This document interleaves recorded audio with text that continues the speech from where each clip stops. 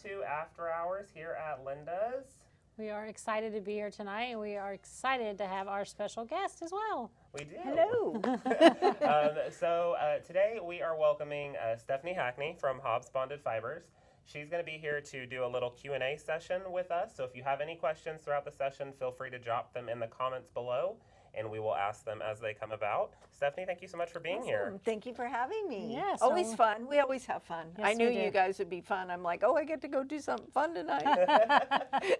No, it's always fun to have, and she always has such great information and loves to share her knowledge. So we definitely want to make sure that you ask those questions. If you've thought about it, ask it. We'll get the answer for you. Definitely. And of course, before we get started, if you're watching this from our own personal channels, because we are streaming a couple of different places, make sure that you are following, subscribing, liking, all of those. Yep. And then also, if you have not already, hop over to the Hobbs channel. It's shown right here.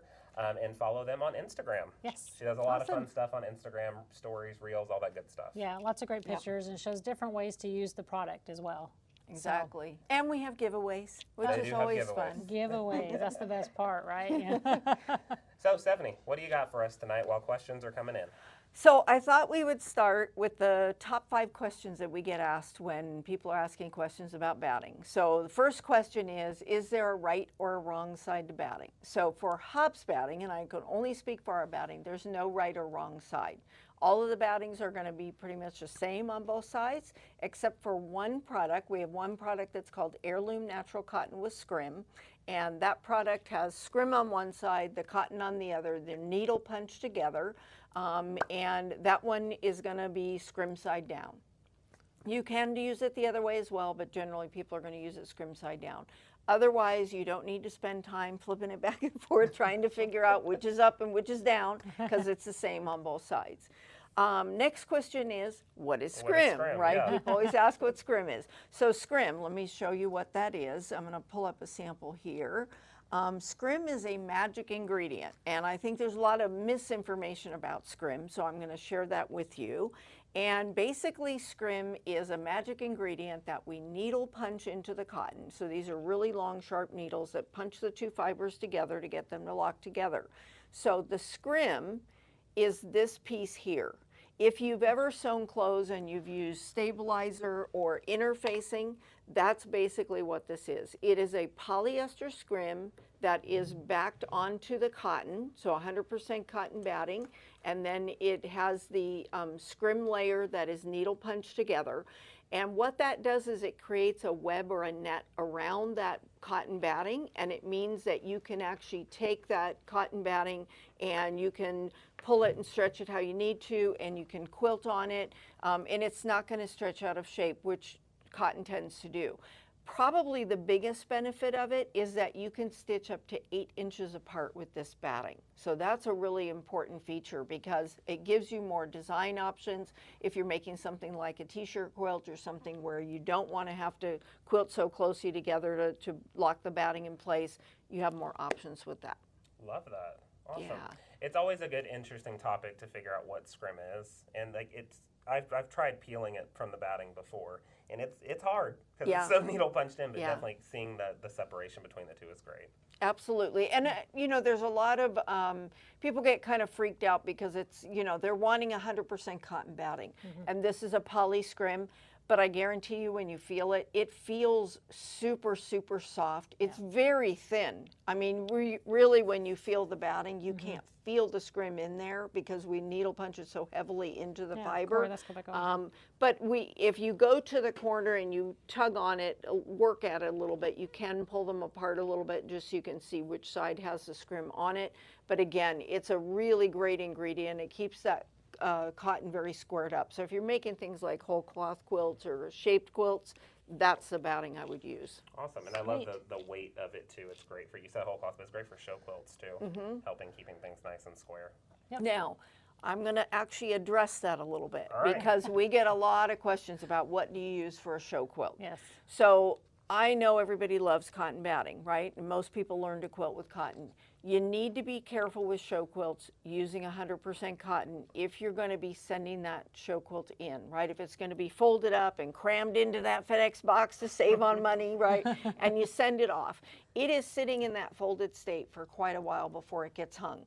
those creases will lock into 100% cotton. So if you're going to be using a cotton, something like this, you want to use some wool with it, because the wool has no memory for creases. This quilt that's in front of me here has actually a layer of the wool batting on top, has another layer underneath. But that is a really nice batting to get some extra texture and also keep the creases from locking out, and that's because wool doesn't have a memory for creases. Let's show a close-up of this. I'll jump up in because it's such a beautiful, while we're waiting on some more questions to come in as well. Let me come over here. And so this is just a really good example on how there's no crease, because this was folded up in her bag and then she brought it here and put it on the table, and you can't see any creases in this. You just see the beautiful quilting. So that's a good example of what she was talking about. Yeah. So another question that we get is, can you pre-wash batting? And the short, direct answer is no, absolutely not. And here's why. Batting is not a woven material, right? It's called a non-woven textile, and we actually use loose components, and we will take those components, we put them through a variety of processes, and the whole time we're doing that, the goal is to take those fibers and to lock them very tightly together like this. When you pre-wash batting, what you're doing is you're actually doing this. You're loosening those fibers, and that destroys the integrity of the batting. So batting should never be pre-washed. I know some people do it because they want to get the shrink out, or maybe they're pre-washing their fabrics and they don't want the batting to shrink and then pull in on the fabrics, creating more of a wrinkly, crinkly look. Couple things I can offer you. One is you could use a polyester batting, and we have some beautiful polyester battings, and those don't shrink, right? So that's one option for you. Or don't pre-wash your fabric, let your fabric and your batting shrink together, and then you won't get such deep wrinkling. But really, really important to understand that if you just take a roll of batting or a bat of batting and you drop it in your washer, you're going to ruin it. And even if it came out okay, which it's not going to. It's going to be ruined, right? Because the integrity of the batting is now ruined. It's been pulled and you know, swished around with water, and that's pulling on those fibers. And again, that's destroying all that work we just did. Gotcha. Yeah. What's another top question you get? Another top question I would say is really around poly. I think that when we recommend poly, a lot of times people will say, I don't really want to use poly batting. I've heard really bad things, or I have bad experience. Some people don't like the way it feels in their hands. Okay, so number one, the poly fibers that we use are really, really high quality. They're very soft, they're very smooth, they're very strong. And it's going to feel nice on your hands. It does a great job of quilting. The great thing about it is that it doesn't shrink at all. So that's a great one if you're going to pre-wash fabrics. That can be a really, really good choice to use. You can wash it in warm water. You can dry it in a warm dryer, and that's fine too. But I think the key thing is that it's got a lot of loft. It's meant to puff and give definition and texture. Again, machine washable, warm water, it won't shrink. When we're thinking about what might you use poly in, I think wall hangings, embroidery, hand quilting, all of those things are really, really good. So any of those things would be fine. Awesome. So we have a question from Sue on Facebook. She asked, what about polyester and cotton blend as far as creases go? It's for things like our 80-20, right? That's going to be 80% cotton, 20% poly. You're not going to get as deep a creases because that poly helps to sort of hold them up, right? It's going to kind of puff the fiber, but it's still 80% cotton. So if you're doing a local quilt show, right, you're making your quilt and you're going to walk it down to your guild show, and you're not going to be crushing it into a little box and having it sit like that for months on end while it's waiting to be hung at a show, it should be fine.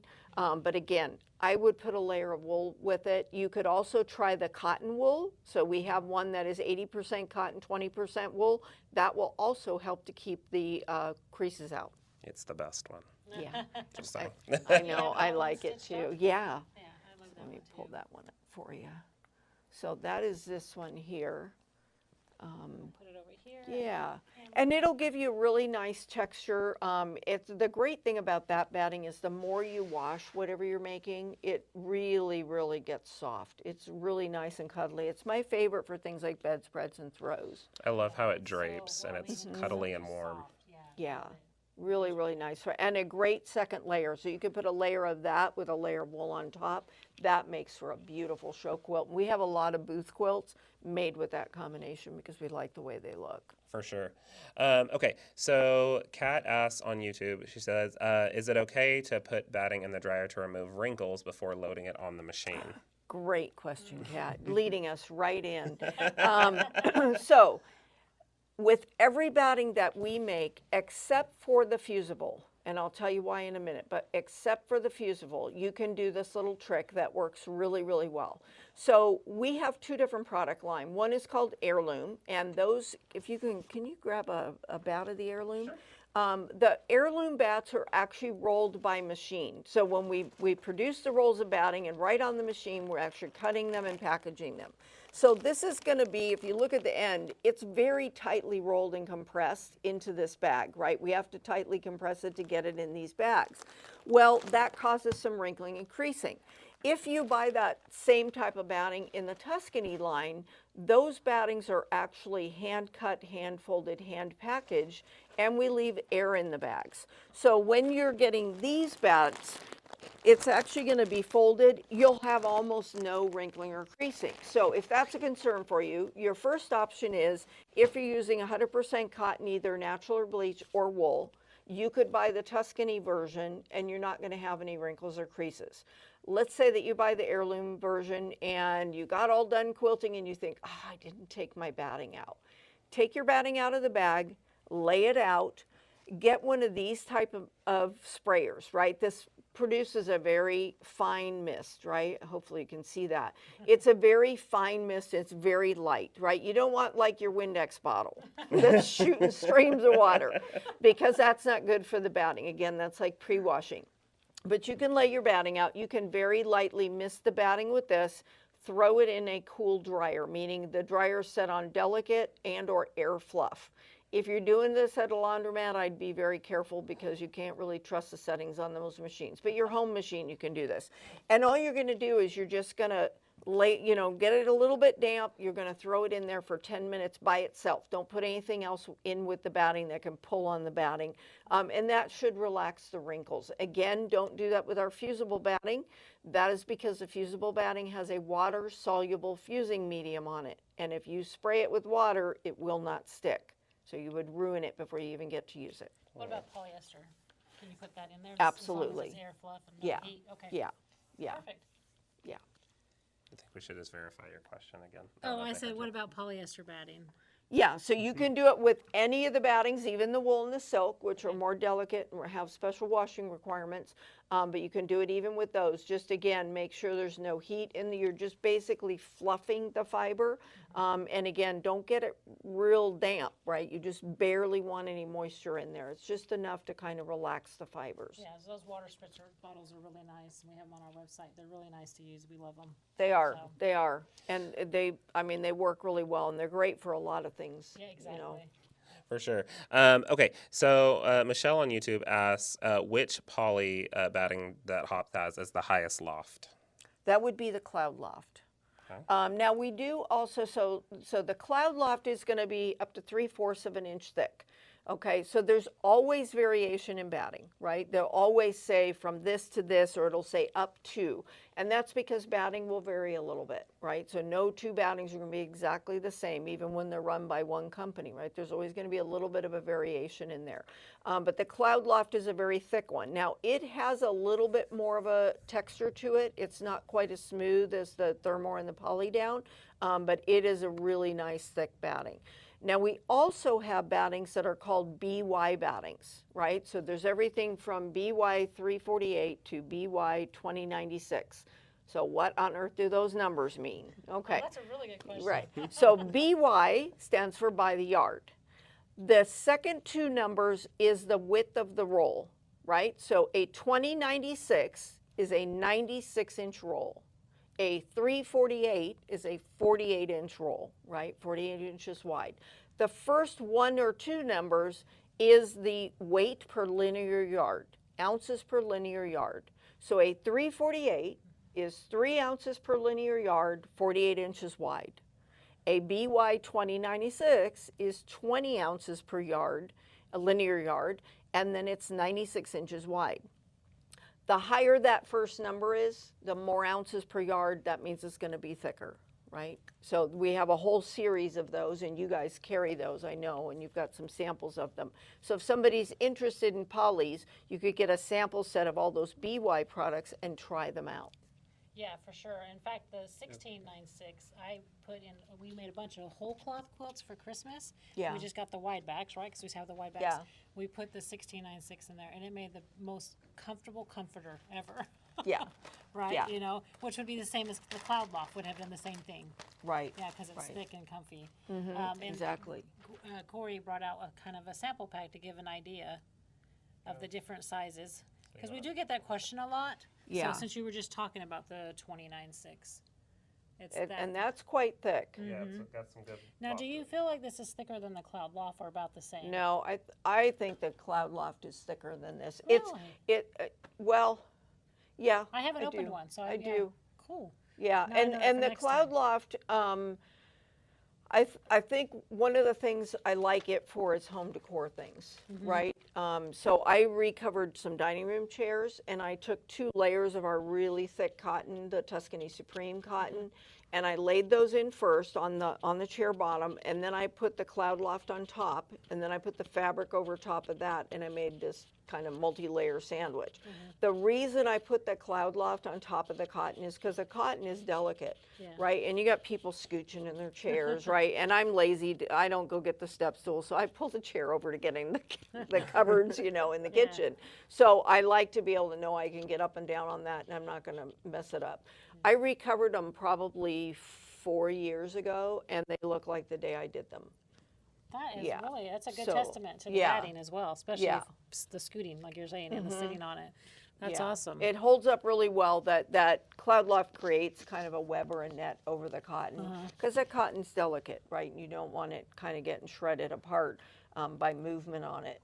And so having that Cloud Loft on top of there really helps to hold it up. And again, it provides a really nice texture. If you're making something like a poof, it's a really nice batting to use. Yeah, for sure, for sure. Ray, will you grab a Cloud Loft really quick? Why she's just to get an idea of the logo and look at it, because it does only come in a package. We don't have it Yeah. in a roll in the Cloud Loft. It's so when puffy. people are looking, it's really puffy. Yeah. And if you're ever interested in any of the battings that we are talking about, we have a sample kit that we sell so you can see all the different samples of the batting that we're talking about tonight. It's always nice if you're just not quite sure what kind of batting you want to choose to get that kit. I feel like I should have had a list of I things know. we needed. Get the kit. It talks about all the battings, what they are, what the lofts are, what you should be stitching, and then all the different, like a 14-inch, 14 by 14 sample for you to see. Yeah, and what we recommend is, so I'm going to show you 2 different samples here. And the way these were quilted, it's a little bit difficult to tell between the battings, right? Because this was densely quilted, this is lightly quilted. What I actually recommend, if you're going to make yourself some samples so that you know what the finish is going to be and how you like them, this is especially important if you have a long arm shop and you want to make some samples for your customers, is kind of split the sample down the middle, very densely quilt one side, and then more openly quilt the other side, bind it, wash it, make sure you wash it, because some of the battings really change once you wash the samples, and you'll be able to see the difference, That's a great right? You'll be idea. able to see the wrinkling. Is it going to be smooth? Is it going to wrinkle up, right? So the poly battings don't shrink. They're going to remain relatively smooth, but some of the cottons and things will wrinkle up quite a bit. Now, if that's what you want, it's great, but if not, then you want to know that Yeah. before you make your quilt. The other thing is I recommend, especially if you're doing a quilt that's really important to you, right? So if you're making a very special holiday quilt or a show quilt or an art quilt, and you haven't really worked with these particular materials or battings before, take some of your material, take some of your batting, figure out what your stitching's going to be, and make some little samples. And if it is a quilt you're going to wash, then you want to also wash it. If not, that's okay. But just make some little samples and test it out. Make sure it's going to give you the finish you want, because we do sometimes get calls where people say, I put wool batting in, but it's not puffy like I expected it to be. And then they send me a picture, and it's quilted like this. right? It's super densely quilted. You have to understand that the wool and the poly fibers, they're meant to puff between the stitch line. Yes. If there's no space between the stitch lines because you've thread painted or you've heavily quilted, you're not going to get the puff, right? The open space is where you get that puff and dimension. So just keep that in mind, that even with a lofty batting, you need to have some space for the batting to puff up. For sure. Okay, so we had a question on Instagram. What was the name of the wool batting that we used again? So we have a 100% wool in the Tuscany line and in the heirloom line. This is actually the Tuscany wool that's in the top of this quilt. We actually have a layer of silk behind it. So why did we pair those two? First of all, they have really nice drape together. And if we ever had to wash this, they have the same shrink rate. If you're going to pair battings or piece batting and you're going to wash the quilt, you must have the same shrink rate. Because if one batting is sitting on another and this one's going to shrink and this one isn't, this one is, when it shrinks, it's going to pull in on the other batting, and that can twist or distort your quilt. That's a really so you good want to point. make sure if it's a quilt that's going to be washed, make sure the shrink rate on the batting's the same. That shrink rate is on our product sheets, it's on our website, it's on every package. So every package of batting that you get, it'll tell you what it's made of, it'll tell you the approximate loft, it will tell you the stitch distance, which is one of the most important things. There's a recommended stitch guideline for every batting. Really important that you follow that if you want your quilts to last, because that we've tested how far apart to stitch. And we know that if you go wider than that, then that can stress the batting. It could cause pulling or migrating over time. So you want to make sure you follow that stitch guideline. And that's every batting manufacturer has that. That's not just a Hobbs thing. Yeah. Right? And then the shrink rate will also be on the package, and you want to pay attention to that because that's going to affect the outcome of your quilt. Right? And I love that about Hobbs, that they do give direction to the customer and the consumer on what they do recommend so that they have the best experience with the batting.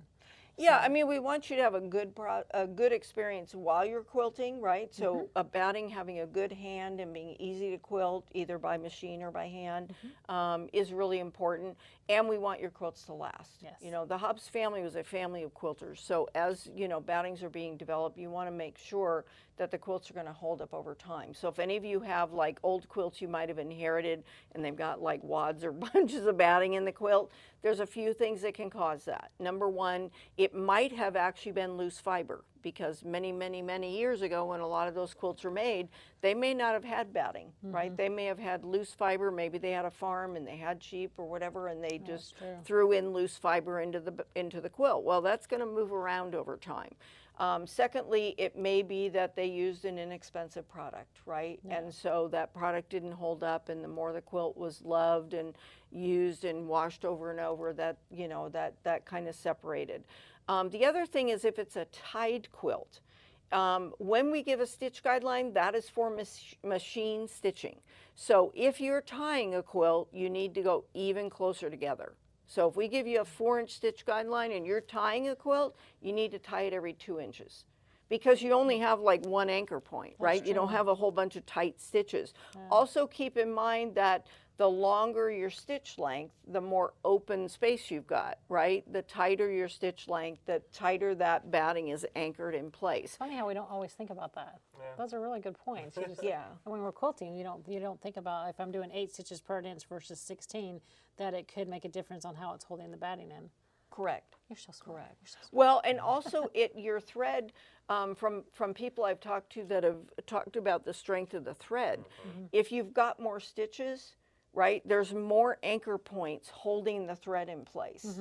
The looser your stitches are, right, there's more tension on every stitch. There's each stitch has to do more work, right? Very true, very true. Let's see. We've got another one from Instagram asking, is wool batting just as lofty as poly? They are both going to be lofty. Generally, it really depends on what you're making, how much you're going to stitch it, which one we would recommend. You also need to think about washability. So with poly, once you put that into a project, you can wash that project in warm water, put it in a warm dryer, it's going to hold up fine, it's not going to shrink. The wool, on the other hand, you must wash that in cold water on a delicate cycle, right? And if you're going to dry it, you need to dry it in an air fluff or delicate dryer. You do not want to have any hot water, no high heat, and no steam.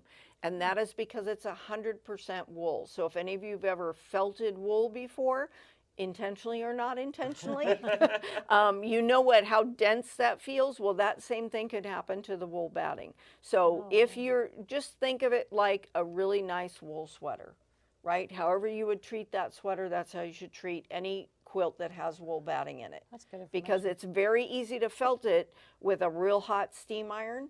So if you're making like a Baltimore quilt or something that's where you're making the blocks and then connecting them, get all your steaming and your pressing and your connecting and lining up, get that done before you put the batting in. Don't put the batting in first and then try to steam press your blocks into submission, because you can felt, and we had this happen with someone where she did that, and the bottom few blocks, she actually felted the wool in that area, and the batting becomes super dense and stiff, and it shrinks up. And she ended up basically just having to take that whole corner of the quilt apart and then piece in a new piece of batting. So that's just good to know, that if you do have an issue somewhere, you can cut out the batting. Same with old quilts. So if you have an old quilt that needs to be repaired, you can cut out your batting. You'll want to look at what kind of batting is in there and then match something to it. Yeah, that's a good idea. More questions? Okay, so let's see.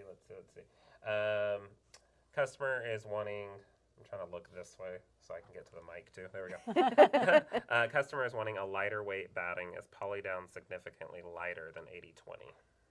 Yes, yes. Because cotton is the heaviest fiber. So in order, like if we're looking at the fibers, the wool and the poly are going to be the lightest weight, right? The silk is also, or silk batting is also going to be very light. The thermore, is going to be the lightest because it's the thinnest. It's super, super thin. And then the cotton is going to be the heaviest fiber. So the thicker the cotton, the more cotton fiber is in there, the heavier weight it's going to be. So if you're making a very big, inherently heavy quilt, think like denim quilt, t-shirt quilt, a quilt with wool or something in it, those quilts by themselves are going to be very heavy.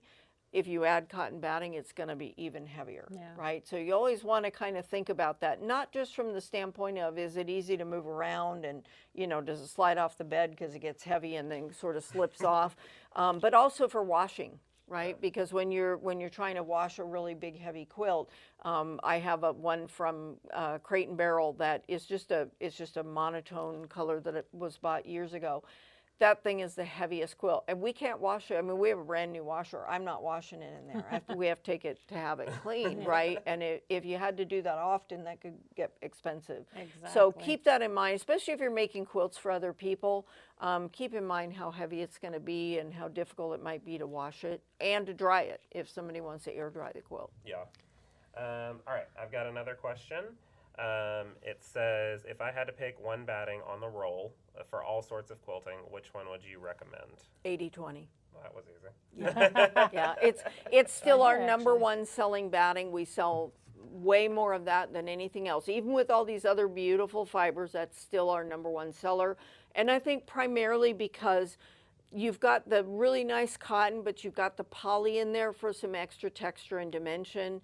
It also gives it a little bit more strength. It makes it a really durable kind of thing. For charity quilting and kids quilting, that's our number one choice all day long, right? Because that's really going to deliver a nice quilt. It'll hold up well to a lot of washing, a lot of loving, maybe a lot of abuse, depending on who's using it. A lot of dragging on the floor behind you. No, I get it. So I want to ask a quick question while you have other questions coming in. It is summertime in Texas. It's summertime everywhere, but in Texas is a whole nother dimension, right? Yes. We have a lot of customers that like to store their rolls of batting or extra batting in the attic. And so we would love to know Hobbs' recommendation on how they should store their batting for all seasons. Oh, for shame, for shame. So batting, like fabric and thread, should be stored in a climate-controlled environment. It's really, really important. If you know anything about textiles, it's really important that you keep it climate controlled. I know it's tough with batting, especially if you have rolls, they take up a lot of space. So there's a few kind of creative things, you can put it under your cutting table. If you have bookcases that don't go all the ceiling, you can store them up there in your house. But it's really not good to keep it in a hot attic or in a damp basement if you're in the Midwest, or in a garage where the temperature really can fluctuate a lot, right? It's not good for those fibers, and especially for things like wool and silk. It's just not good for the fiber. And again, it's not good for your fabric or thread. And most people don't store their fabric or thread in those environments, but somehow they think, oh, well, it won't matter because it's just batting. But keep in mind that you're putting that into your quilt, right? And you want your quilts to last. So it's really important to store it in a good way. Love it. Good, great. This isn't a question on here, but it's a question for just personally. We get a lot of calls about, I purchased 80/20, and it's not as lofty right out of the roll, out of the bag, as I thought it was going to be. So can you touch on, like, you were talking about earlier how it's tightly compressed into the bag. Can we talk about letting it breathe for a little bit? Yeah. So if you have a roll, if you're buying a roll of batting and you're not going to use it all right away, really, honestly, I would take it out of the bag, first of all. But on the bottom of a roll, on the bottom of every roll that we have, there is a label. It's a sticker about this big. It has the production information on that batting. If you ever need to submit a quality claim, and we stand behind every product that we manufacture, if you ever have to submit a quality claim, we need the information that's on that label. So if you buy a big roll, right, so a big roll is like what you put on a long arm machine. A pre-cut size like a queen or a king of something is called a bat. If you're going to take the bag off the roll, cut out that label and stick it in the core that is in the middle of your roll of batting, right? That way you have that, because that's something we're going to ask for if we need to do a replacement for you ever.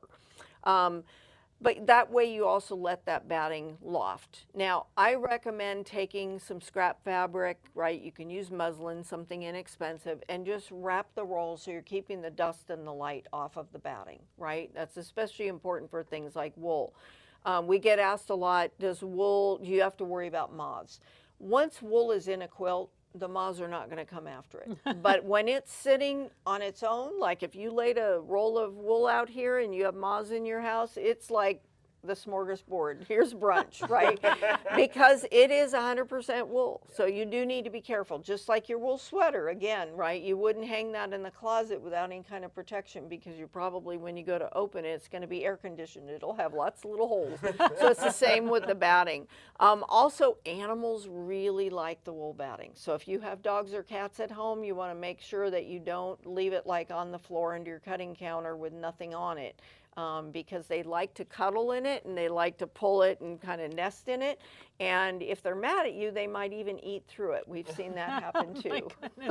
And that's a pretty expensive batting to have a dog eat through, right? Exactly. And we've seen that happen. So when you're letting, like, say an 80/20, because again, it's like Corey said, it's the most common call we get on it being thin when they get it. How long do you recommend for it to be out to loft before they would get the approximate loft? And you know, I mean, a day or two, you know, but you have to also remember it's how long it's been stored that way, right? Exactly. So, you know, like you guys sell a lot of batting. You sell through a lot of batting. But if somebody's watching and they bought it somewhere, it might have been sitting in a store for a long time, right? Or it may have been, you know, maybe somebody passed and they gave you all their sewing things, right? Yeah. You don't know how long that's been sitting. So the longer it sits with that plastic compressing it, the more it's going to, and that's especially with the really lofty things like wool and poly, the longer it's been compressed, the less it's going to spring back, right? So that's why with the wool, I recommend taking that plastic off, because we really have to compress that to get that plastic on there. It's also why there's only 25 yards on a wool roll, because it's so puffy. At 30 yards, we couldn't get the bags on them. Yeah. So when you do wool, you definitely want to wrap it. You can use a king-size pillowcase top and bottom. You probably want to loosen the top plastic, put your pillowcase on, and then slide the bottom and put that pillowcase on, because once it puffs, it's really difficult difficult to get it condensed back down, just right? Like the polyester, same we thing use a once machine. Once Yeah. they puff. So Yeah. So I know in the past we've told people generally about anywhere between 2 to 4, sometimes 2 to 5 days to let the 80-20 just sit out of the bag, let it breathe. Yeah. And then they will notice that that 20% polyester that's in there just gets its life back because it has to be compressed so much. So I'm glad that you recommend the same thing. Yeah. You got some more questions over there? I think everyone's just in awe about all the information. But I do have a question that I get from online all the time. So making bowl koozies, stuff to go in the microwave. We get a lot of questions about that. What is your recommendation, or if there is one, on a batting to use for that? Okay, so we do not recommend any of our products be put in the microwave. There is always a risk of fire. No matter what you use, there's always a risk of fire by putting something in the microwave, right? I mean, even with your food and dishes and things, right? That's why you'll see microwave safe. There are products made specifically for use in the microwave. Even on those products, on the back of the packaging, usually in red letters, it'll say, never leave unattended, never put it in for more than 2 minutes, never do more than a total of 4 minutes, okay? The reason for that is because of the risk of fire. Now, we have 100% cotton products, right? 100% cotton batting, and that's what you have to use. Every component of what you put in the microwave has to be 100% cotton. So that means your fabric, your thread, your batting, and if you're like making something to sell and you put little tags, the tag should also be 100% cotton. You don't want to put poly in the microwave, right? Yeah. So make sure it's 100% cotton, number one. Stand there and do it a little at a time, right? But again, we don't want our products put in the microwave, and here's why. We make lots of different kinds of products on our lines. So we sell industrial and automotive products, first responder, all sorts of different kinds of products. And one of the concerns is that, you know, we're always, I mean, we take a lot of time to clean out our machines, but every once in a while, some stray fibers can float around in the plant. And, you know, we're in a warehouse-sized building, like think Costco, you know, ceiling height. And you cannot see every single fiber. So there may be a fiber floating out. And if that were to get into the cotton fiber, we don't want to have issues, right, with somebody having something catch on fire. I can tell you that I've been at shows where someone was asking me that question and they were looking at our cotton, and I would say to them, we're not going to sell you that for that purpose. And I've had customers say, oh, I've always used your cotton in the microwave and I never had any issue. And then one day. Right. And again, it has nothing to do with the batting. It's just, it is a risk. So you do need to be really careful. Another thing to consider is that not all cotton that's used in batting is cleaned.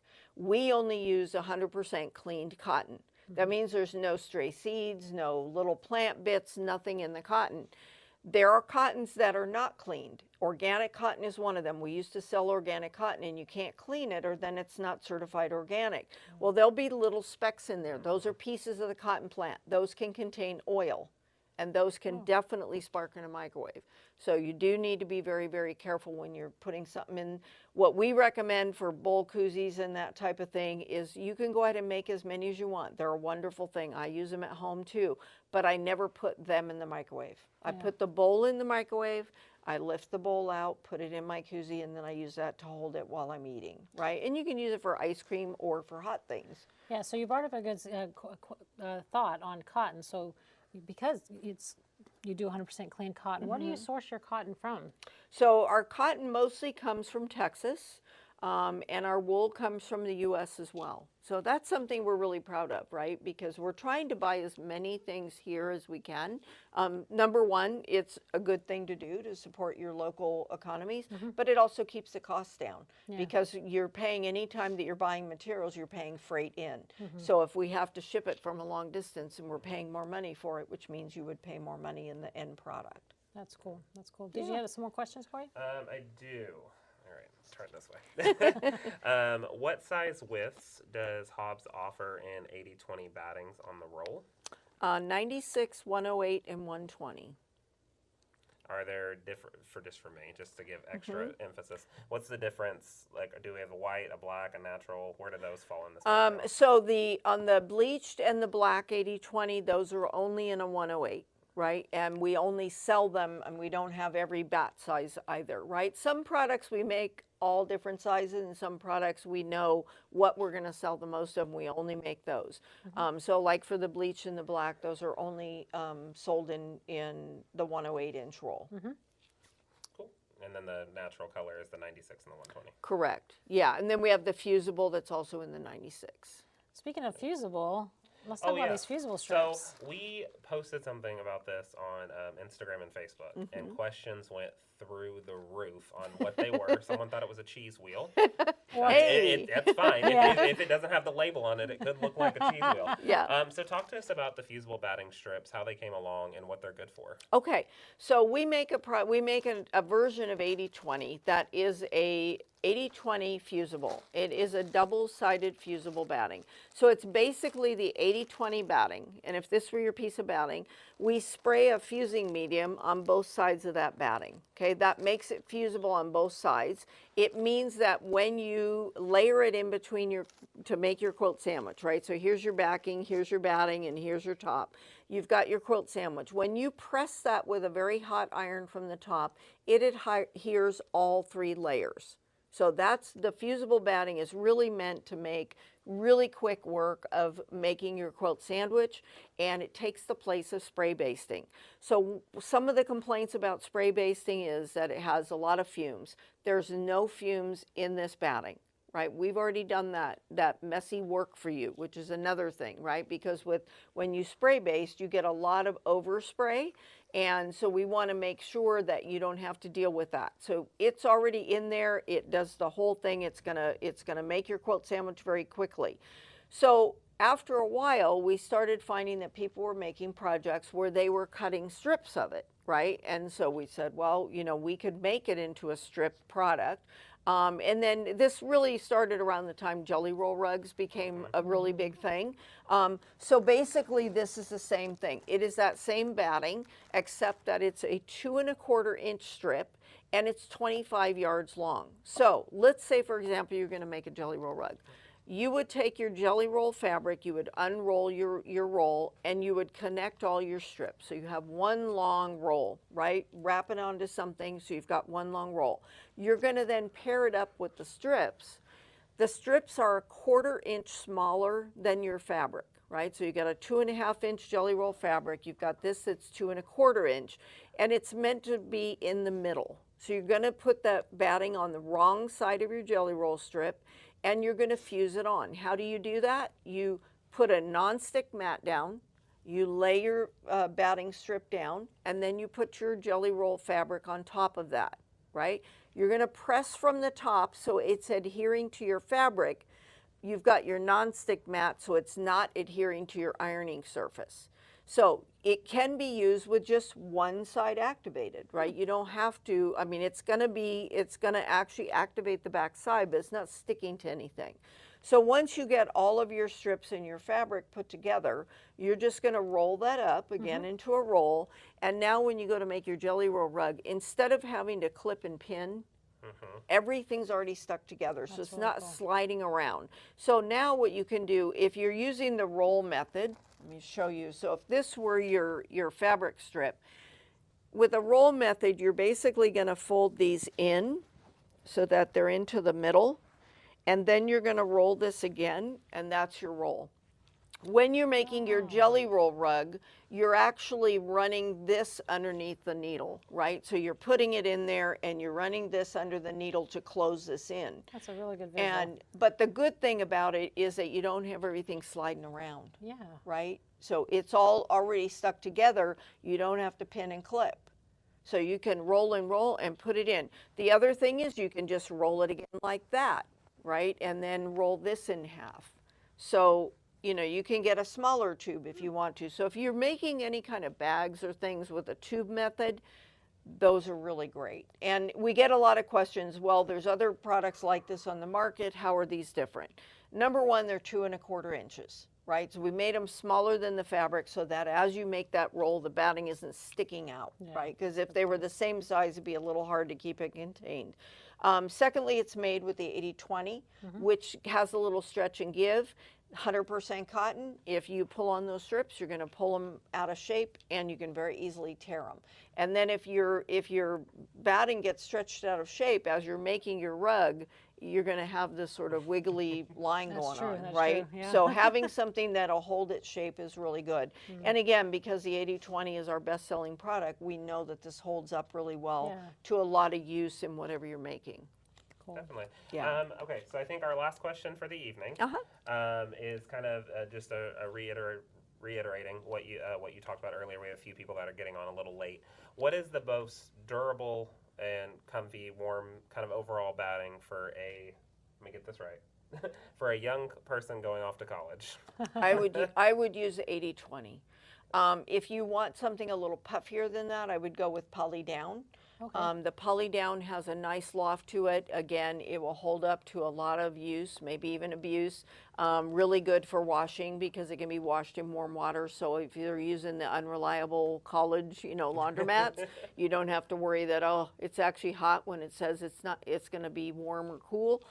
So that can be a really good choice. Diana had asked me about, like for the environment here in Texas when it's hot. We tend to use a lot of wool and silk, right? Because those are natural breathable fibers. And so they're going to be really great for year-round use. The Poly Down would be really great in colder months or in a place with a kind of a normal, I'd say a normal climate. But if you have a lot of heat and humidity, poly is not necessarily the best choice because it doesn't breathe the way the natural fibers do.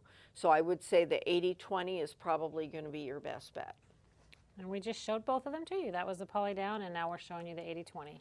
So. Yeah, and again, the 80/20 comes in. It comes in a natural, a bleached, a black, and that double-sided fusible. So that you have a lot of options there. Oh, thank you so much for You're coming. welcome. Thank you for You having me. literally just handed me the mic and then you started having a conversation.